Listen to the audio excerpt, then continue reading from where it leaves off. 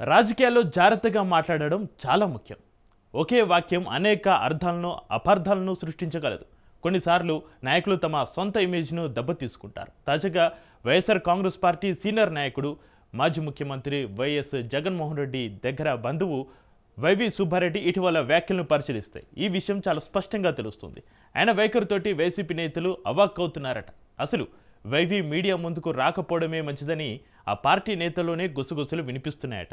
మరోవైపు తిరుమల లడ్డులో కల్తీ నెయ్యి కేసుపై సిట్టి విచారణలో తీగలాగితే డొంకత కదులుతోంది. విస్తుపోయే నిజాలు వెలుగులోకి వస్తున్నాయి. ఇంకా ఇది ఎవరెవరి మెడకు చుట్టుకుంటుందో, ఎవరికి ఉచ్చు బిగుస్తుందో అన్న చర్చ నడుస్తుంది.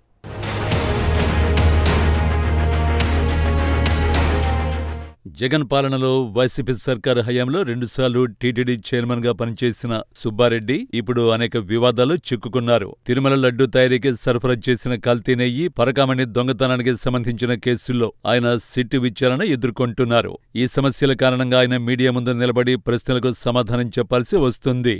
కానీ ఆయన మాట్లాడుతున్న విధానం ఆయనపై మరిన్ని సందేహాలను లేవనెత్తుతోంది.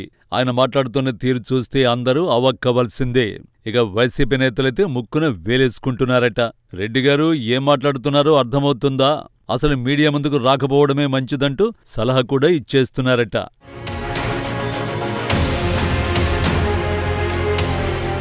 తనకు ఎప్పుడూ లంచాలు తీసుకోవాల్సిన అవసరం లేదని అంటున్నారు వైవి సుబ్బారెడ్డి. టీటీడీ చైర్మన్ కు డబ్బు సంపాదించడానికి అనేక ఇతర మార్గాలు ఉన్నాయని, కాబట్టి నెయ్యి విషయంలో అవినీతికి పాల్పడడానికి తనకు ఎటువంటి కారణం లేదని ఆయన చెబుతున్నారు. అదే నెయ్యి కుంభకోణంలో చిక్కుకున్న తన మాజీ పీఏ చిన్న అప్పన్న గురించి మాట్లాడుతూ, అప్పన్న ఒకప్పుడు తన పీఏగా పనిచేశాడనేది నిజమేనని, కానీ 2019 తర్వాత ప్రభుత్వం ఆయనను ఢిల్లీలోని ఏపీ భవన్లో నియమించిందని అంటున్నారు. అప్పన్న బ్యాంకు ఖాతాల్లో జరిగే లావాదేవీలకు తనకు ఎలాంటి సంబంధం లేదని ఆయన అంటున్నారు. తిరుమలకు తరచుగా అప్పన్న వెళ్లడం గురించి అడిగినప్పుడు తాను చైర్మన్ గా ఉన్నప్పుడు అప్పన్న దర్శనం కోసం వచ్చి ఉండొచ్చునని, ఆ సందర్శకులకు తనకు ఎలాంటి సంబంధం లేదని ఆయన అంటున్నారు.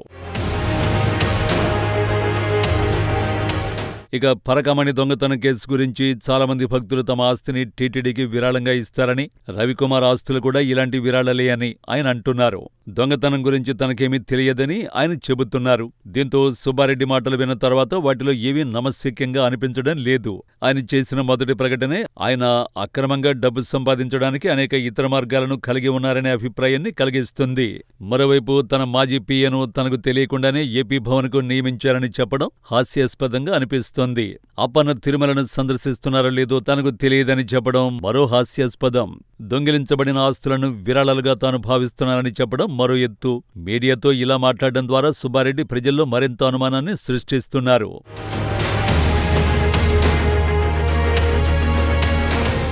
సాధారణంగా ఏ పార్టీ నేత అయినా తమ ప్రభుత్వ హయాంలో జరిగిన తప్పులను కప్పిపుచ్చుకునే ప్రయత్నం చేస్తారు. కానీ వైవి సుబ్బారెడ్డి నిష్పక్షపాత విచారణ జరిపి అసలైన దోషులను కఠినంగా శిక్షించాలని డిమాండ్ చేయడం గమనార్హం. దీనర్థం తప్పు జరిగిందని ఆయన అంగీకరిస్తున్నట్లే లెక్క. అయితే ఆ తప్పు చేసింది తాను కాదని మరెవరో అని చెప్పడమే ఆయన ఉద్దేశంగా కనిపిస్తోంది.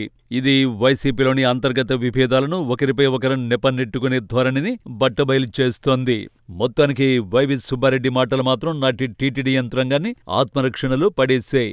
ఒక్క మాటతో పరకామణి పాపాన్ని తన తర్వాతి వారి ఖాతాలో వేసేశారన్న విశ్లేషణలు వినిపిస్తున్నాయి. మరి ఈ కేసులో అసలైన దోషులెవరో తేలేసరికి ఇంకెన్ని సంచలనాలు బయటపడతాయో వేచి చూడాలి.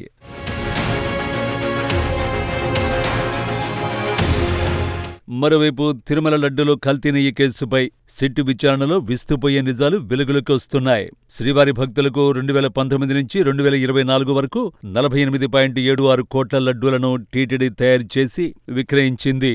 అందులో కల్తీ నెయ్యిని సరఫరా చేసిన బోలేబాబా వారి అనుబంధ సంస్థల నుంచి సేకరించిన నెయ్యితో 20.01 కోట్ల లడ్డూలను తయారు చేసినట్లు సీబీఐ ఆధ్వర్యంలో సిట్ నిర్వహించిన దర్యాప్తులో గుర్తించారు. ప్రపంచ ప్రఖ్యాత ఆధ్యాత్మిక క్షేత్రం తిరుమలలో గత వైసీపీ ప్రభుత్వం ఆధ్వర్యంలో ఏర్పాటైన టీటీడీ ధర్మకర్తల మండలి కల్తీ నెయ్యిని సరఫరా చేసేందుకు ఉత్తరాఖండ్కు చెందిన భోలేబాబా డైరీ, తమిళనాడుకు చెందిన ఏఆర్ డైరీ, ఆంధ్రకు చెందిన వైష్ణవి డైరీ, ఉత్తరప్రదేశ్కు చెందిన మాల్ గంగా డైరీ కంపెనీలకు అనుమతించారు.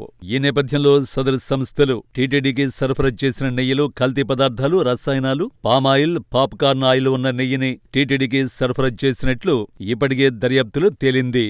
అయితే ఈ సంస్థల నుంచి టీటీడీ 250 కోట్ల విలువైన 68 లక్షల కేజీల నెయ్యిలో కల్తీ జరిగినట్లు సిట్ గుర్తించింది. దాదాపు 40% లడ్డూలను కల్తీ నెయ్యితో తయారు చేసినట్లు సిట్ బృందం దర్యాప్తులో తాజాగా గుర్తించారు. శ్రీవారి ఆలయంలో ప్రస్తుతం ప్రతిరోజు 3.5 నుంచి 4 లక్షల లడ్డూలను తయారు చేస్తారు. ఇందుకోసం 12,000 నుంచి 13,000 కేజీల నెయ్యిని వినియోగిస్తారు. గత 5 సంవత్సరాల్లో ఈ విధంగా లడ్డూల తయారీకి ప్రతిరోజు కల్తీ నెయ్యిని వినియోగించి భక్తులకు లడ్డూలను పంపిణీ చేశారు.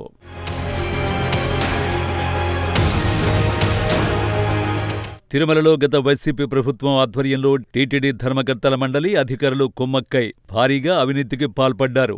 శ్రీవారు కొలువైన క్షేత్రాన్ని తమ ధనార్జన కేంద్రంగా మార్చుకుని భక్తుల మనోభావాలను భారీగా దెబ్బతీశారు.